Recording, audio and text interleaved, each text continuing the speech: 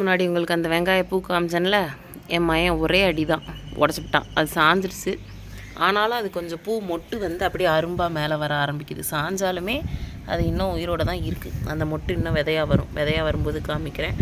அப்புறம் நம்ம குட்டி தோட்டத்துக்கு இன்னொரு விருந்தாளி இந்த இருக்கார் பாருங்க. இவர் வந்து நித்தியமல்லி என் வீட்டுக்கார் சர்ப்ரைஸாக வாங்கிட்டு வந்தார்.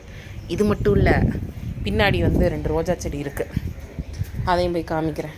அதில் இன்னொரு மேரிகோல்டு ஒன்று வாங்கிட்டு வந்திருந்தாருங்க. ஒரே நிமிஷம் தான் என் மயன் பார்க்கக்குள்ள பூரா 3 பூ இருந்துச்சு. 3ஐயும் பிச்சு தலையில் வச்சுட்டு பூன்னு மண்டையிலே வச்சுக்கிட்டு பூராத்தி பிச்சு எரிஞ்சிட்டான்.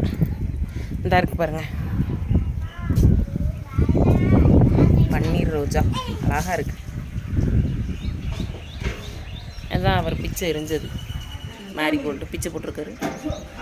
இது வந்து ரெட் ரோஸ், இது மிளகா.